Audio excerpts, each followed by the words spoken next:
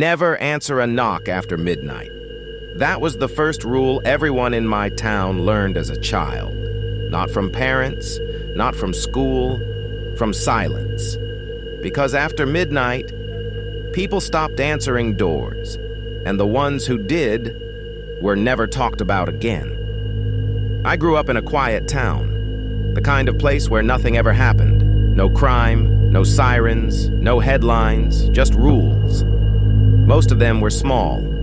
Don't walk alone at night. Lock your windows before sleeping. Turn off the porch light by midnight. But there was one rule everyone followed without question. If you hear knocking after midnight, do not answer. Not for family, not for neighbors, not even for the police.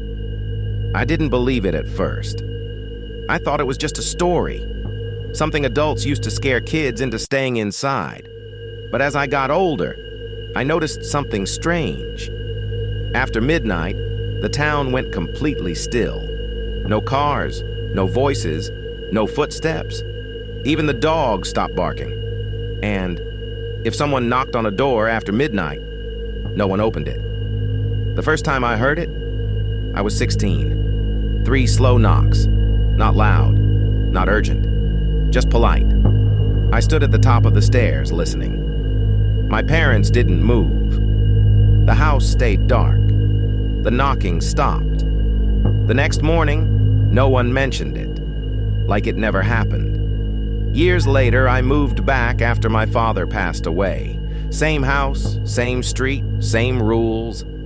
I told myself I was an adult now, that I didn't believe in small-town superstitions, that nothing was going to happen. On my first night back, I stayed up late.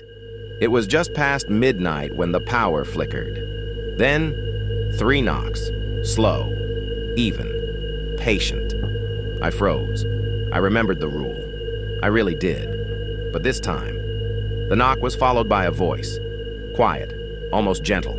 It said my name. I stood up. I don't know why.